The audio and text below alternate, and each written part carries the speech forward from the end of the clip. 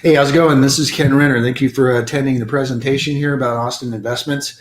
I really appreciate it. I know the valuable time that you have. I know we're all busy in this busy world, especially for my Bay Area friends that are tuning in and wanting to check out what's going on in Austin. Of course, Austin is blowing up, as you probably know. You've heard all the news with the new Apple facility, the $1 billion Apple facility, and the expansions of Google and Oracle and Facebook taking a 13-story building in the Domain. And it's really just been a really good ride for me. I'm going to give you a little bit of my experience here in real estate investing over the last. I've been doing this for 35 years. I got my first license in 1983 in Anchorage, Alaska.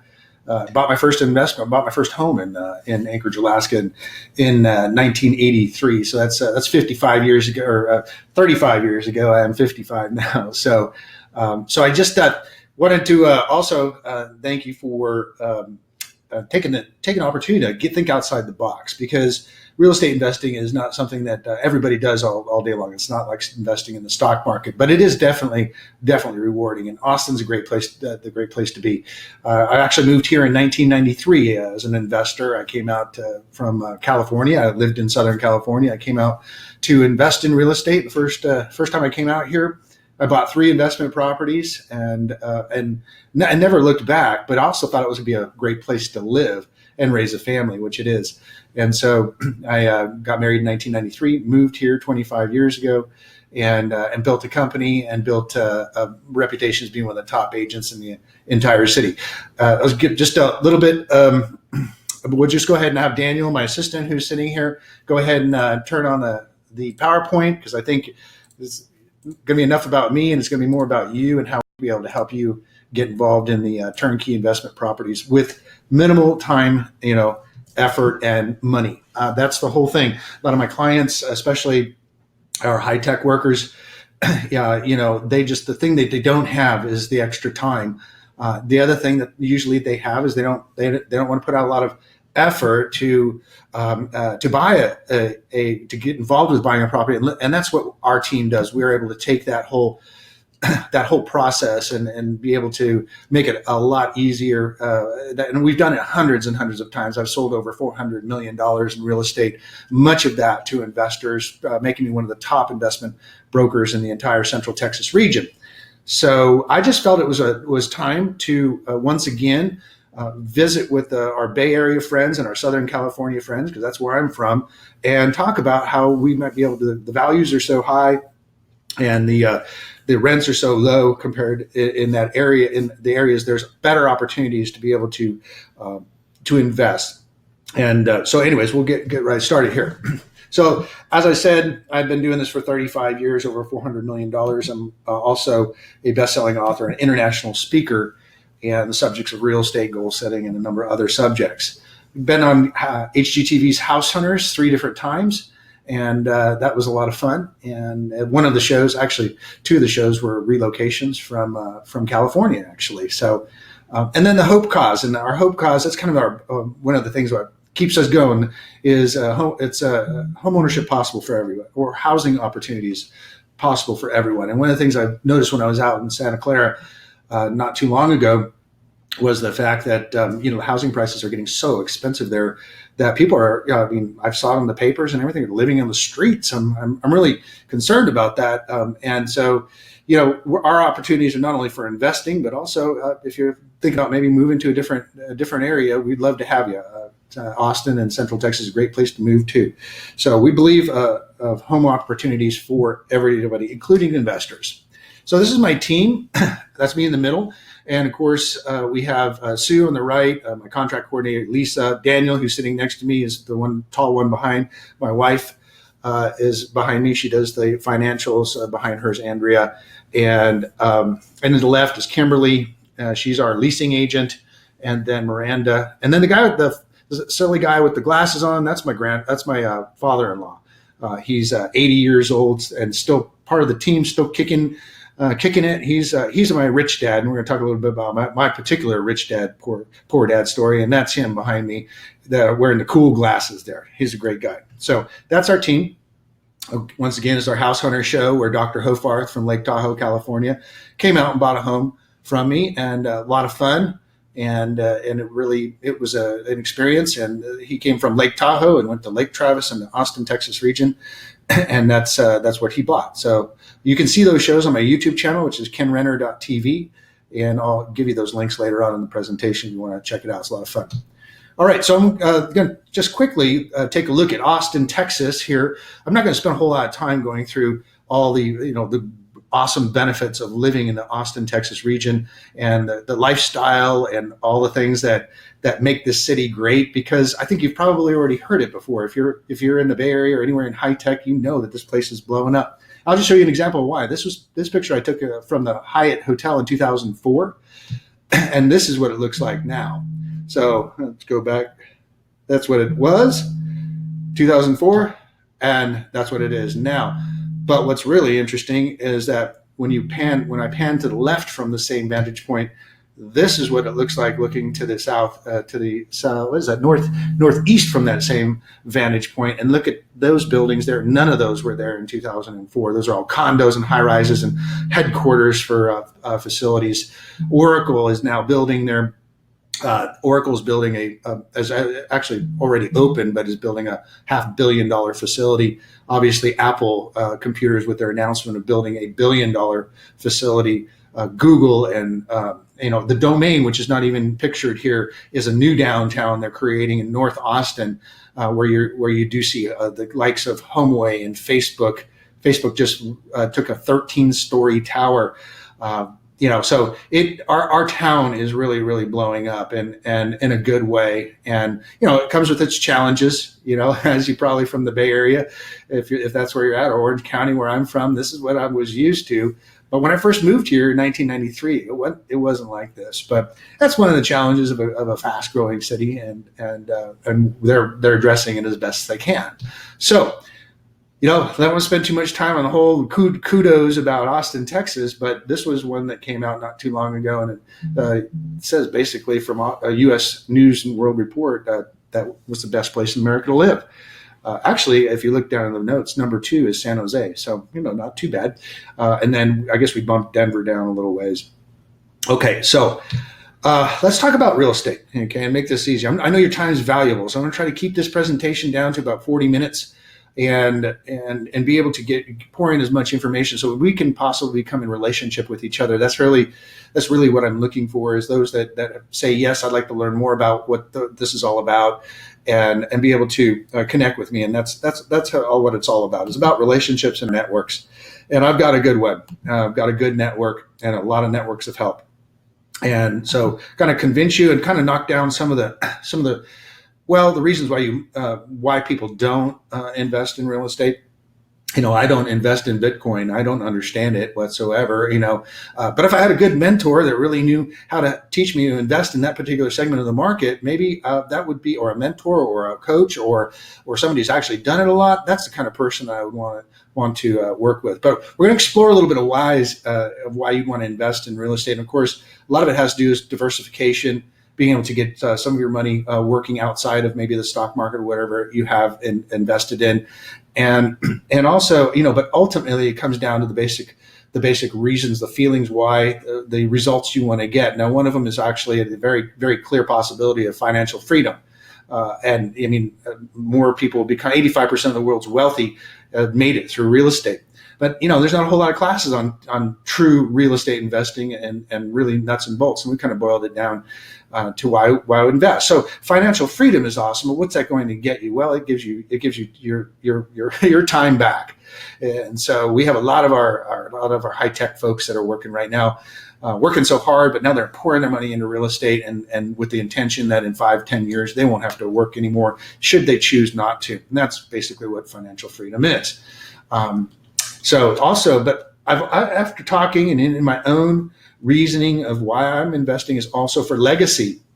I want to leave something behind for my children and my children's children. And real estate is one of the best ways to transfer wealth from one generation to the next. So we're not just thinking for ourselves, but we're thinking for our posterity. So I don't know what your particular why is, but I'm going to help you maybe give you some good reasons why, and also give you some, where should I invest? Okay, that's the next question.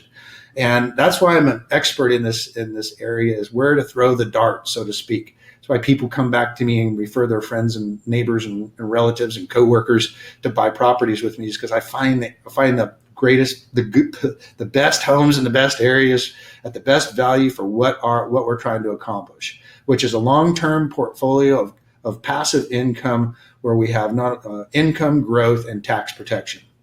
So how should I invest? Well, you better find a good team. That's the big deal. You got to find somebody who has a team and a network of professionals, and we'll kind of show you that how we do our investing and what our methodology is, from the research that we do to the actual investing itself, all the way down to the disposition of it someday, or maybe doing a 1031 exchange down in the future. But I'll tell you that I also am an investor and have been for a long, long time, since the early 80s. So I invest in the same product, the same areas that I have my investors, and we've done very well with it.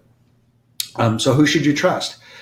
Who's going to, and that's another big question. And so that's what I'm trying to do here, is get together, show you some stuff, maybe get enough interest that you might be interested in connecting with me and seeing what we have to offer.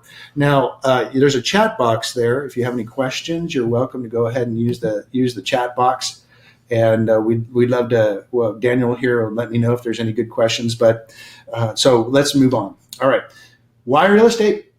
It's got some amazing benefits. You probably already know, but if you don't know, we have income. Okay, so the renters pay us monthly. All right, and also the rents are usually, and that's the whole purpose here, is more than the actual mortgage payment. So you actually have a positive, quote, positive cash flow.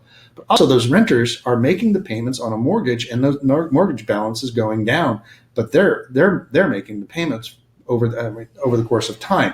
So someone else is paying off that piece of real estate, plus you also get the benefit of anything extra coming through. Tax benefits, we do a whole seminar on tax benefits along with depreciation, but there's huge tax benefits, and we're going to show you how one of our clients in their case study here coming up in a few slides, how he exchanged a $1.4 million San Mateo house into 9 houses here, and he did it all tax deferred. And so he bought them because he knew that the San Mateo market might be peaking somewhere along the line here, and he wanted to get his wealth and his out of that piece of real estate and get it into another market, which he did. But also he did it without having to pay Uncle Sam or the state of California any kind of tax at this time, because we did what's called a 1031 tax deferred exchange, and we're doing a number of those. So if anybody's familiar with that or knows somebody who is in a 1031, we'd love to talk with them.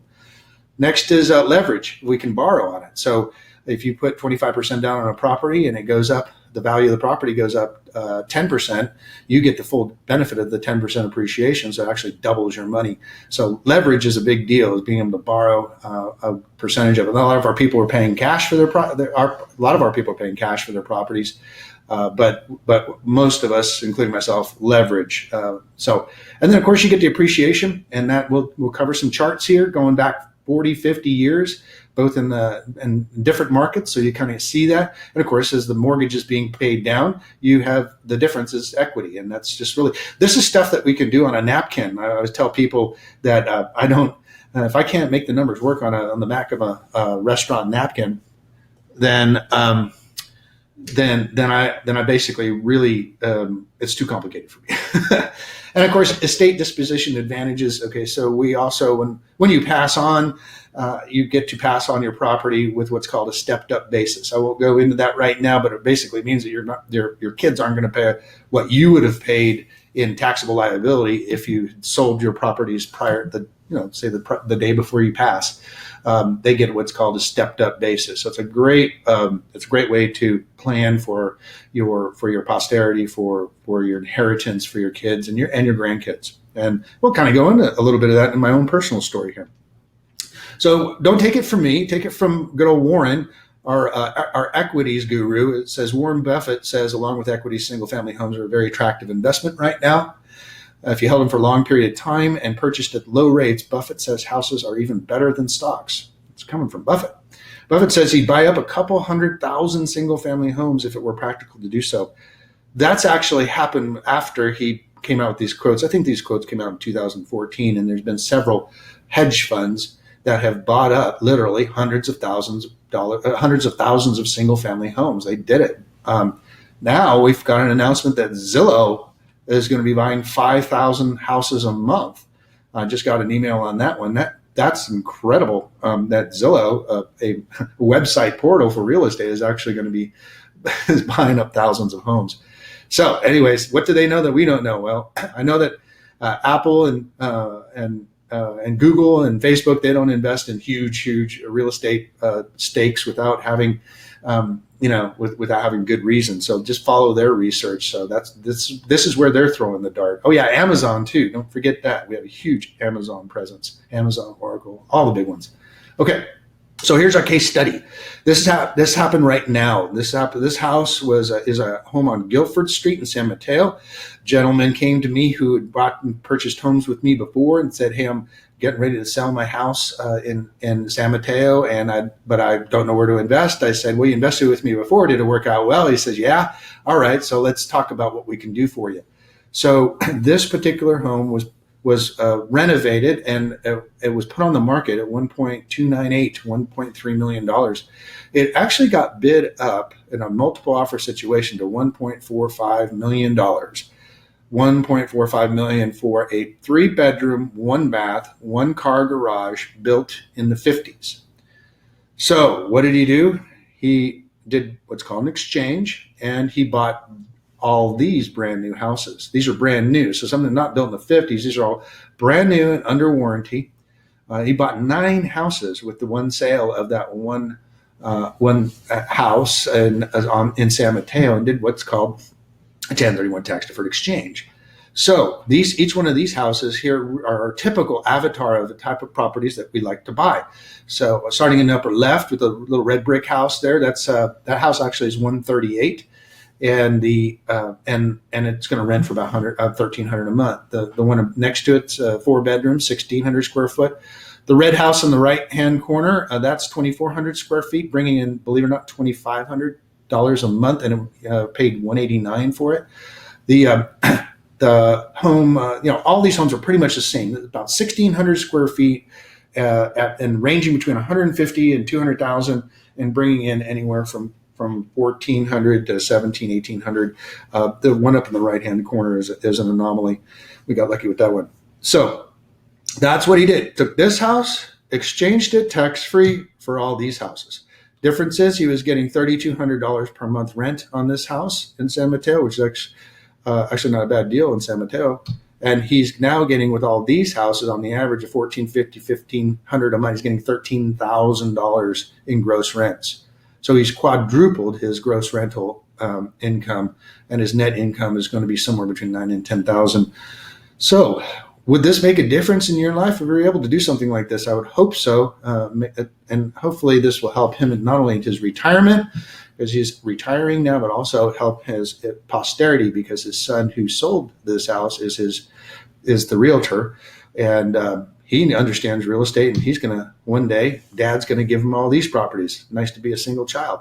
Okay, so let's talk. I want to give you a little bit of journey of my past, and I think if you just bear with me for about 8 minutes about this story, I think you're going to find a lot of reasons why I'm bringing it up, and the results that you may also empathize with, that you could understand. So, if you one of the most famous real estate books ever is Robert Kiyosaki's Rich Dad, Poor Dad.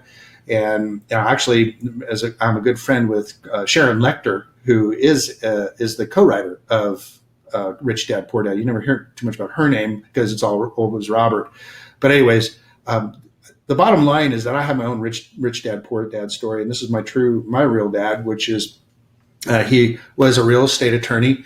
And he, of course, knew real estate and was involved in real estate. It was more corporate real estate, and he became a big executive in companies. But he really didn't hold on to his properties, and that was the difference. So over the years, I remember him buying and selling and leasing, and buying and selling and leasing over the years. He never held his houses. We're going to talk a little bit about what the results of that would have been. But the bottom line, at the end of his life, when he was getting closer to getting closer to of age, he was in his mid 70s, he ran out of money. And so I ended up being the honor of being able to take care of him, rent an apartment for him. It wasn't all that much, but $600 a month for 1 bedroom, 1 bath here in Austin. Be able to take care of his needs until he passed. But the thing is that I think he would have looked back and would have said, "Wow, I guess I could have probably done things a little bit differently," and especially him knowing the real estate rules and the concepts of holding real estate over a long period of time.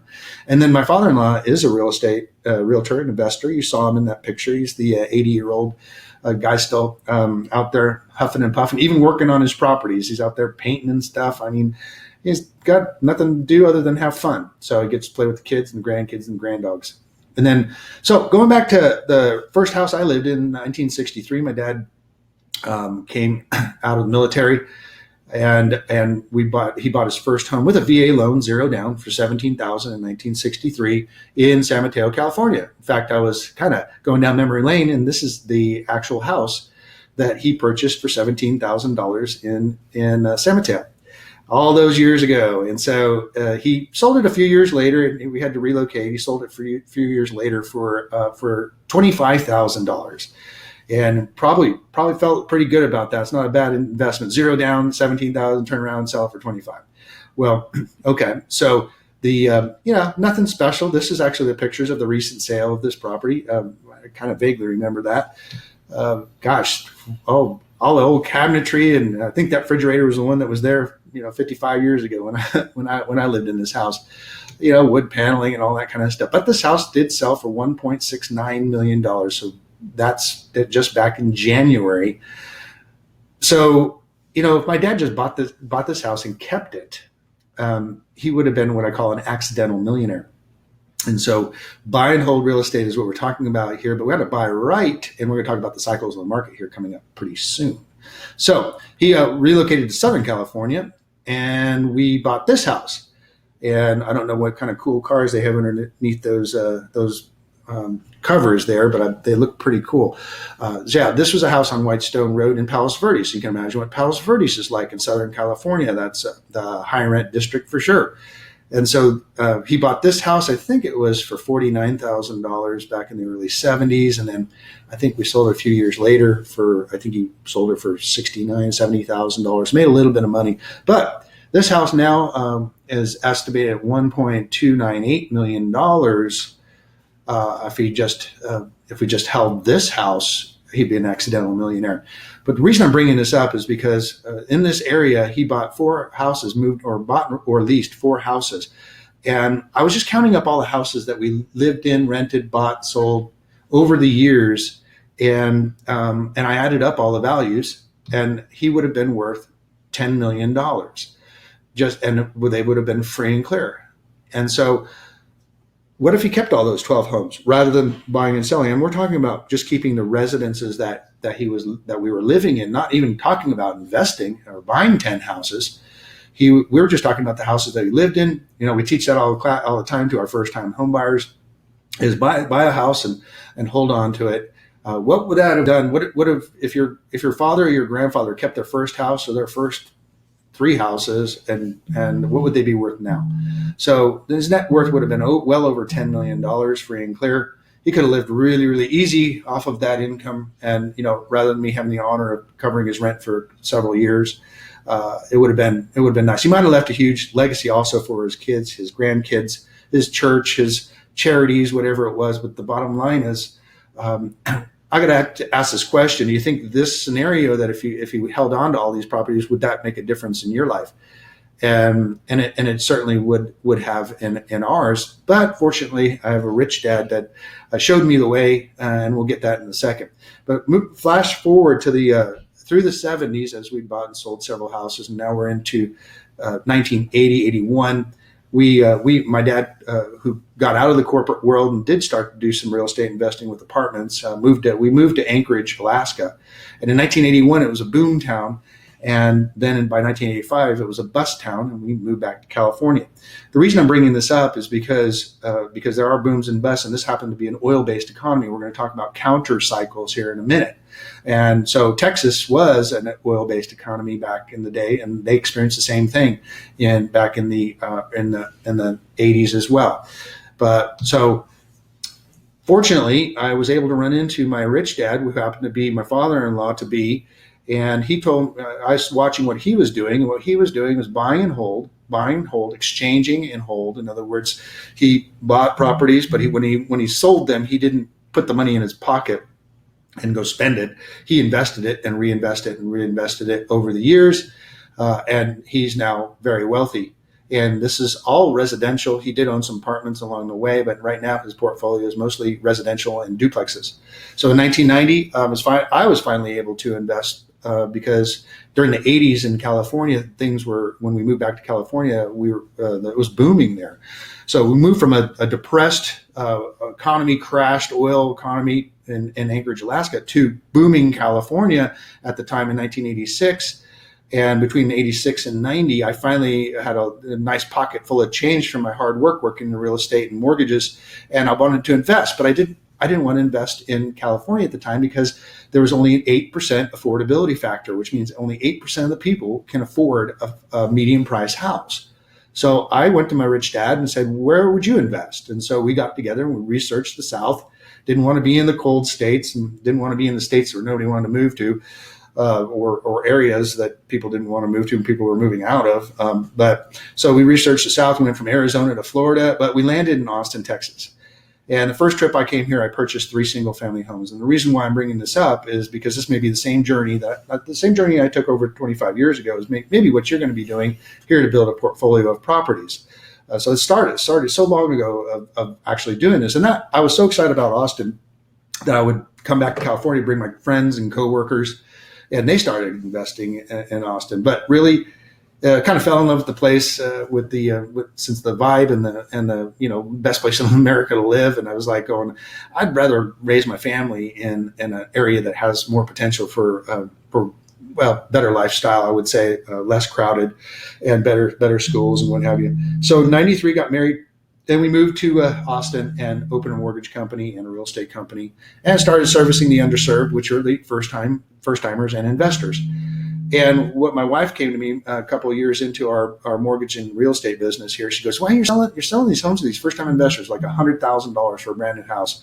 And she goes, "What would they rent for?" I said, "Well, right now, because of the boom in real estate or in Dell and the .com, they're probably about $1,200. We started running the numbers. We're like, well, why aren't we investing? So we started buying multiple properties back then, and it was amazing and still is. But here's what I really started to observe, and this is something that where the rubber meets the road. This put all this together. Now that you heard my story, this is a chart of the counter cycles.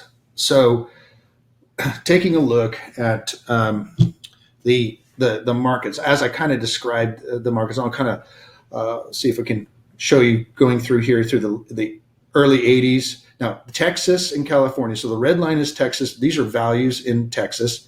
So during the early 80s, there was a boom in Texas that drove prices up, related to both the favorable tax laws. Is my mouse showing up on there? Okay. It showed the favorable tax laws that were removed, the commercial tax laws, but also it was oil. There was oil related boom. California happened to be in California was coming out of recession. That's when I moved there in 1986, and we watched the values. Like I said back in the earlier part of this presentation, the values almost doubled from 85 to 90 in 91. Pushing the point where the affordability factor was 8%. So only 8% could afford. So I went ahead and checked out Austin, Texas, and saw that the values were down here. The rents were high, the values were down. And so that's where I decided to invest. And we rode that wave up all the way to 2000. And this is the values of homes. You'll notice our line in Texas is a little more shallower as far as its peaks and valleys, but that's good. But in the California market, the 90s were not very good. In fact, the bottom of the market was 1997. In 1997 here, the values had dropped 30 to 40% in Orange County and LA County and the Bay Area, depending on where it was. And it was devastating, highest foreclosure rates ever. Well, we were in the middle of a dot-com boom in the 2000s, heading into 2000, but you know what happened in 2000? The dot-com boom kind of went away, so to speak, and also Dell Computers, who was our big one-trick pony in North Austin, started laying off people for the first time, and so we started to head into a slowdown, a slight recession, pretty much an economy slowdown. It wasn't a crash or anything, but in California, prices really started to increase, and this is where somewhere in here was where I started to see this trend, and I started to go to California and said, you know, if you move as going through the early 2000s, your values have gone up so far. Why not sell these and do a 1031 tax deferred exchange and buy in a more stable market? And we had over 700 people in the 3 year period between 03 and 05, 06 that bought over 700 houses from us, mostly single families, most from the coasts. Had several from the East Coast, but a lot of them from California, and they were glad to get their equity out, because what happened obviously in 06, when 07 hit, right at the beginning of 07, the values dropped, and we saw another California drop of over 30 to 50%, sometimes even more if you were in some of the outlying areas. Well, I didn't take my own advice, and I didn't follow the cycles of the market, and I bought $1 million house in January of 2007 because I wasn't following what I knew. I was just kind of blinded by the success that we were having, and that turned into be a long time struggle with a $1 million house with $1 million loan, and then all of a sudden people aren't buying real estate as much as they were, and it was a struggle. I had 24 rental properties at the time, all single families, doing very well. But to maintain the lifestyle my family had become accustomed to, I went ahead and had to start selling some of those houses, which I did. But the good news is I was able to sell those properties because the median price stayed this pretty much level. That was the difference between California's market and Texas market in the Great Recession. Was we didn't lose pricing, we lost volume. What happened in California was an equity correction because it had been overheated by the easy mortgage money and several other reasons that we know. But the bottom line is that history had dropped these prices through the history. This is something you can follow. This is something you can predict. If history is going to continue to repeat itself, we're probably after the bottom hit the market around 2010, 2011, all of a sudden our markets were still, it wasn't quite a counter cycle, but we're all recovering now. Guess what? California, San Jose, Orange County, 100% appreciation. You know it. I don't need to tell you that. We've had 100% appreciation since things have doubled in value since the Great Recession. And so, but is it sustainable? That's the problem. And that's what happens. Texas is just chugging right along, and I'll show you the real charts from the Texas A&M University here in a second. What time you got now? 33. Okay, I'm gonna try to speed this up a little bit, but this is a very important chart. This chart has opened up the eyes to a lot of investors as to why they should do this. So what I tell people is right now, just like Mr. I can't tell his name, but I'll call him Mr. Bill because he's the one that had the house on Guildford. He's right here. We don't know how much further this is going to go at 1.4 million. But he now exchanged into a more stable market with some good potential for long-term appreciation and much more stable and much more diversified. One house into 9 houses.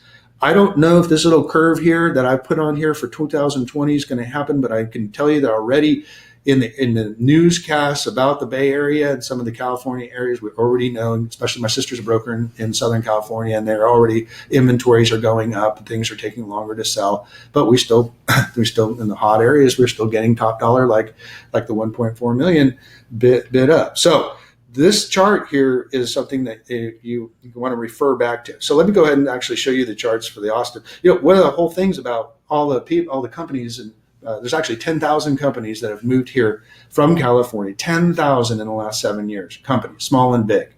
But what we have here is jobs. That's what drives real estate. That's what drives real estate investment. And this is where we're at. We have always a nice increase of jobs, tens of thousands. Well, we have over 200 people a day moving to Austin, Texas. 200 people a day.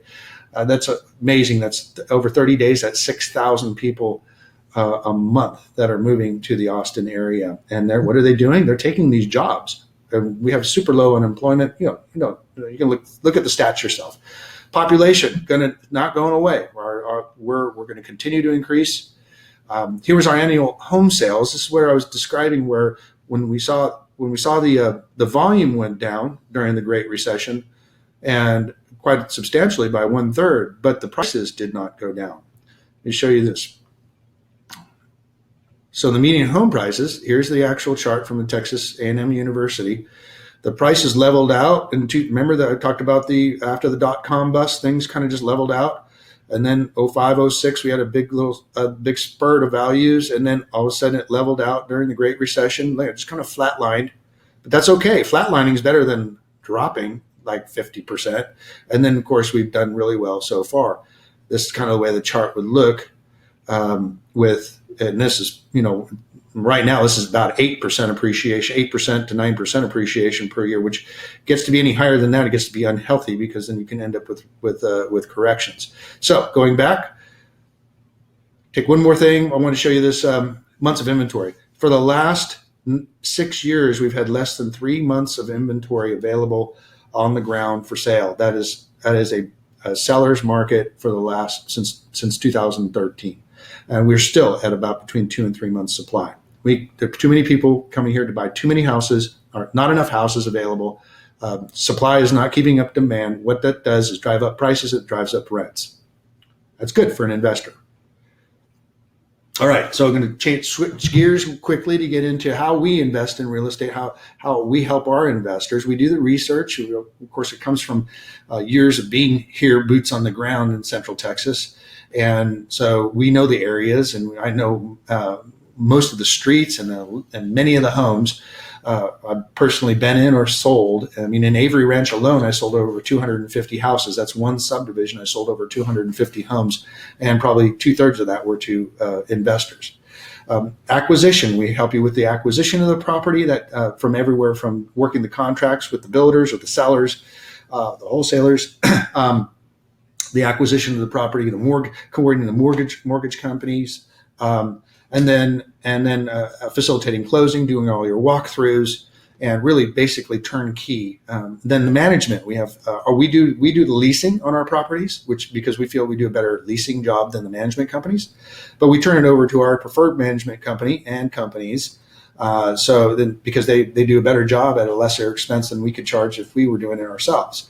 So our management company, T.E.A.M Realty, charges $78 a month flat fee for management, which is about half of what the other companies usually charge. So we have management, and I manage the managers. They get a lot of accounts from me, and they got to keep me and my clients happy. If I'm hearing bad news, any bad news from my clients, I go to that manager and said, you're jeopardizing the rest of your business here that I could give you. So let's get our act together. We're on that every day. I'm on the phone with my manager every day, every other day. So you don't have to. And then once again, at the end of it is disposition, selling the property. Okay, so a lot of the listings I have right now are from people who bought me in 2004, 2005 for me. Houses they're selling for whatever reason. The kids are going to college, they're getting married, getting divorced, whatever it is. So a lot of those homes we are helping them dispose of, so to speak. They do a 1031 tax deferred exchange, go buy some more. So that's my business model, is that if I sell you a great house, maybe in 10 years when you're ready to do something differently, that I'll be able to help you with that, with the sale of the property, or my team be able to help you with the sale of the property. So I find that every investor sale is not only a sale going in, it's a sale going out. So I actually get 2 sales if we've done a great job for you. And if we've done a great job for you, you're going to come back and we're going to let us dispose of the property. Here's our typical. This is a great chart, and so I'm going to send everybody a copy of the slides of this PowerPoint. This is borrowed with permission from Real Estate Millionaire Investor that was written by Gary Keller. I was with the Keller Williams organization for 7 years. I spoke on many of their stages on how to market. But anyways, back to this. This is where we kind of focus on is if you buy to a low end of properties, you're going to have a high cash flow, and that's what you see in a lot of these other submarkets, Milwaukee, Buffalo. And you have huge high cash flow, but very little appreciation. And your liquidity is low too, because they're hard to sell. Hassle factor is high. So if you're just looking for pure cash flow, this is great, but you're not going to get the benefits. It's going to be higher hassle, less appreciation, and less liquidity. If you're in the middle of the road here, average price properties, which in Austin, Texas area is $300,000, they're good deals. You're going to get low hassle factor, like ours. A lot of ours are mostly new. You're going to have decent cash flow. You're going to have high appreciation, and you're going to have and a good liquidity. The homes that we're selling, good homes in good areas, they're easy to sell. And it's one of the things that makes this a diversified thing. People go, if I get into it, how am I going to get out? Remember, I had 24 properties, and I pared that down substantially, but I never lost money on those homes, even in the Great Recession, because they were good properties in good areas. I could sell them for at least what they were worth and be able to and extract my equity, which was higher than what I had purchased for them. The great deals are in the sweet spot. So, for instance, the Austin area, but our home prices and our submarkets, anywhere from 150, 160 on the lower end on up to about 200 is where we like. This is where we get the best of all worlds, the great deals. Okay, so we have this spot in here. So most of the homes I'm going to show you here are going to be in that great deal sweet spot. All right, so once again, this is typical, nice enough to buy 10 houses at once or 9 houses at once. Thank you, Mr. Bill. I appreciate you letting me steward this for you. But let me show you what what our typical buyers are only going to buy one, and that's what they usually do is they buy one. And then if it works out, well, they come back and buy another one. That's my business model. Leases quickly. It's got great tenants. It's well taken care of, low hassle factor, all the things, but not a whole lot of money to go into it. Okay, so here's our typical Central Texas investment property. I own 2 homes exactly like this. And I paid $153 for them two years ago. It's maybe 2 years ago. But this is our typical investment right now. 1650 square foot, 3-bedroom, 2-bath. In a great area with good schools. This is the interior. These homes come very well appointed. Those are hardwood floors, where we have the new vinyl laminates are really amazing flooring, or tile. That's what we're going to be doing in all the wet areas. This kitchen, stainless steel appliances, real nice cabinets, island kitchen. Once again, tile backsplash. Good looking house. I got like I said, I own 2 of them. I like it. Even in the bathrooms, they have tile surrounds in here, and for $167,000, you get a lot of house. Here's the backyard, back porch, standard. And then of course it's a really nice house in a really nice area and it's where people want to live. We're a little bit over. We'll definitely keep it under an hour, folks. I appreciate your patience on that. Trusted experts, advisors, and mentors. This is the team that I put together. So, borrowing again from Gary Keller's Real Estate Millionaire book. So this would be you in here, which is millionaire real estate investor, and certainly the person that just did the $1.4 million exchange and it's only owed $250 on it. He is definitely a millionaire real estate investor. I'm his mentor, and I'm his consultant. And I'm kind of his partner because I'm partnered in with him to make this all work. We had to do a number of things, 9 properties, 1031 tax deferred exchange, delayed exchange, a reverse exchange. Not many of the real estate agents I work with know how to do this, much less have this network of help. We do like working with, have great relationships with other real estate agents, especially on-site agents. And those are very helpful, on-site agents at the building companies, but also the other real estate agents who come to us with their properties even before it hits the market. So real estate agents, lenders, we have a crack team of lenders. We won't have to go into that now. I have videos on that I can send you and our list of lenders, and we're on the phone with them every day as well. Accountants, in case you need to know about your tax laws, like got CPA if you need it.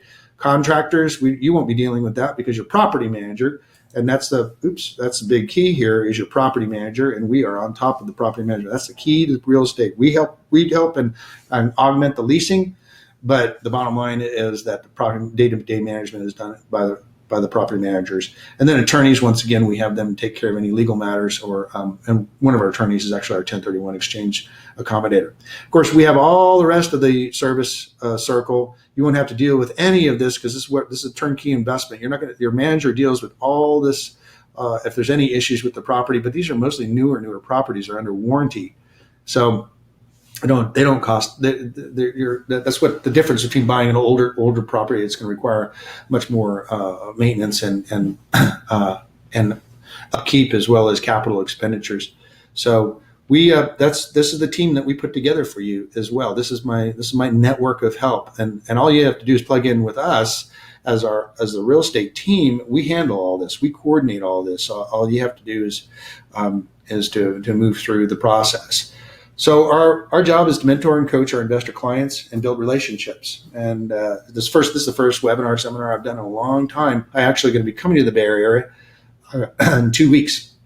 And I'll send an invite out to that. I'll be out in the Bay Area to meet and greet some of my clients that I'm working with right now, and plus have some presentations out there.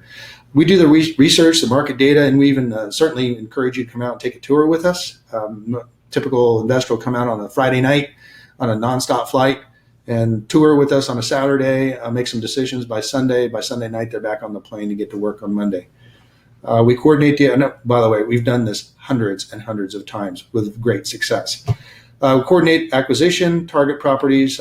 That's the big deal. Knowing where to throw the dart. We help you with contract to close. In other words, we handle all the details of the transaction. Title. We coordinate the title, the mortgage, 1031 exchange, inspectors, and we handle all your walkthroughs. And of course, work through any problems that come up. We coordinate and help you with our expert property management, but we also help that property manager get these properties leased. I just set out a 2,200 piece direct mail piece in our target areas for our leasing properties because I want to augment what the property manager is doing, and it fits our business guide. If they sit empty, nobody wants to come back and buy more. Right now, we've been very, very fortunate. In the last several months, it's been either rented at closing or within 2 to 3 weeks that the property is rented. Now we've had a couple. In fact, we have one right now. That's why I did the 2,200 piece mail that's been on the market for 30 days. But normally it's less than 30 days to get these properties rented. Normally it is a 2 to 3 week, if not quicker, process. Providing expert guidance during your ownership. Our job does not stop once we close. I'm going to be continuing to help you with how to protest property taxes, how to maintain property, any new stuff that comes up, and keep you informed. Because we want to help you also not only help you through that property, and just make sure it's a good investment for you, but someday you want to sell it, and we want to help you do that too. That's what it is. Coordinate disposition for the future. Okay, I know I talk quick, and here you go. This is my my contact information. It's 512-423-5626 is my cell phone, sitting here right on my desk. My email address, Ken@BuyAustin. I'll be sending you some emails with a number of resources that you can use. They're my website, and just like everything in Austin, it's still under construction. I've just had the old website for so many years. It was antiquated, so we're building out rennerteam.com, but you're welcome to go there. And also, I've got some great resources both for investing and some other fun stuff at KennRenner.tv, which is my YouTube channel. So my opportunity to you is to give me a call. Let's take a 15-minute conversation and talk about how this area and our team and our systems might be able to help you start to build a long-term portfolio of income-producing properties, and a great area, also a great place to visit. And so that comes with some business tax breaks and things like that. So here you go. This is once again, I think we kept it underneath an hour. It's at 50 minutes, and I'm here to answer any questions. Do we have any questions? Yeah. So we got Conrad. What's the average housing price in Austin? The median price in Austin is right at $300,000, but our submarkets, once again, our target market is not the median, because $300,000 is only going to bring you around $1,800-1,900 a month rent. we want to stay close to the 200,000s, which is on the lower end of the median. Or well, it's not even the median; it's the lower end, but nice, about 200 to 220.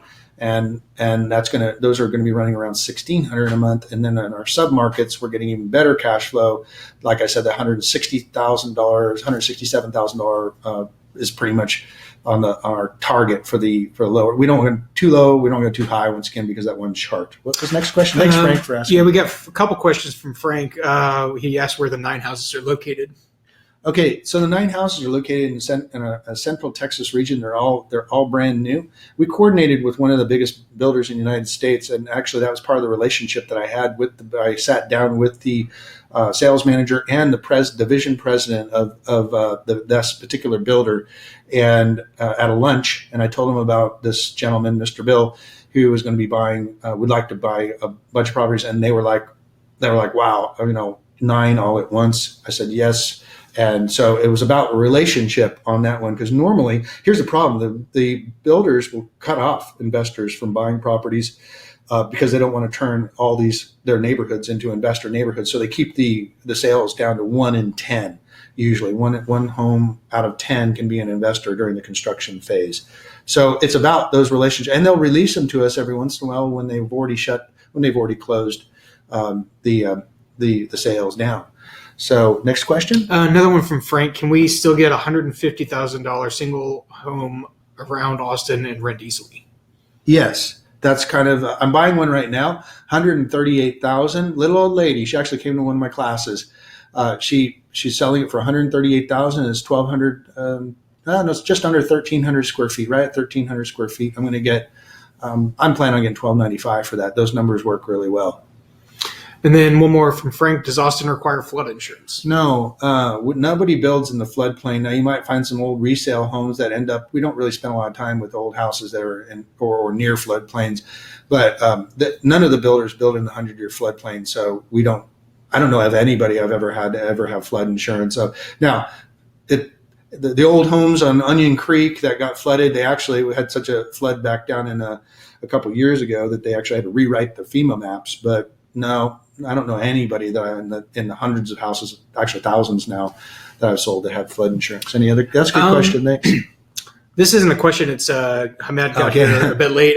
So we're going to send out this to everybody so they can review it. Yeah, so we're going to send out the PowerPoint and also give an opportunity. We'll be doing another one probably in 2 weeks, probably next Thursday, not this coming Thursday, but same time, 2 weeks from now, because I'll be leaving to the Bay Area on Friday. I'll be there on the weekend of the 27th. I'm doing a presentation, but I also have an opportunity if anybody would like to have a conference room or wants to go to Starbucks and sit down and talk about turnkey. I'm going to be there, and I'm there to help. I'm going like the Pied Piper of moving people from both moving them personally, but also moving their investments from California into a more stable area to preserve things. So I do have a new podcast that's coming soon, and also our RE Investor Club is going to have all of my videos and my podcast. I'm doing the first podcast, which is kind of similar to what we've done here. I'll be doing that next Wednesday. So I really am building a more an informational and educational and mentorship. I'm not here, obviously, to sell you any programs. I'm not here to charge you $497 for a program. I'm here to build relationship that you or somebody who you might know. Who do you know that would be interested in maybe divesting or investing into Austin and the surrounding areas to capitalize on the growth, the job growth, and the great lifestyle. I have a lot of people that actually buy an investment property now with the intention of moving into it in a couple of years. They're living in the Bay Area and they have their kids in high school and they're going to wait till the kids are out, but they're buying now while the prices are still lower. So, any more questions? None right now, but if you want to hang on for just a minute, okay, great. Or do any sort of chatting about just So I hope this has been good. It's kind of the end of our presentation. You can email me or text me. Like I said, I'm easy to get a hold of. I really do want to connect. And like I said, I'll be coming out there in a couple of weeks so we can shake hands with people who want to do this. But it's really, once again, taking a look at the whole dichotomy of the Bay Area and the the problem with the haves and the have-nots. It's one of the reasons when I was trying to decide where I wanted to raise a family, I didn't want to do it in Southern California because there was a issue with the haves and the have-nots, and it's even gotten really, really bad with all the people having to park their RVs. And these are folks that are our policemen and our firefighters and our school teachers. It's a real problem that there's no affordability in the Bay Area. And I think when I was in the Uber car in Santa Clara when I was doing a presentation a while back, I heard on the news that more than half the people polled in the Bay Area said they were planning on maybe moving in the future or even the near future. And so my whole intention is to get in front of that.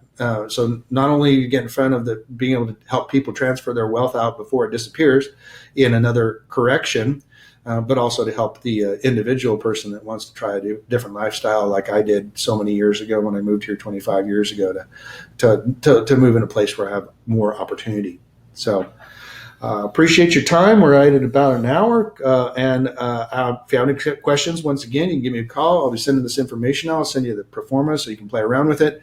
And then if you're, once again, want to get started, just keep an eye out for your emails, and also we'll also send you some links to be able to connect with us. All right.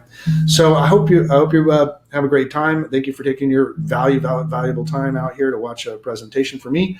And once again, I look forward to seeing you, and I'll see you at the top. So talk to you soon.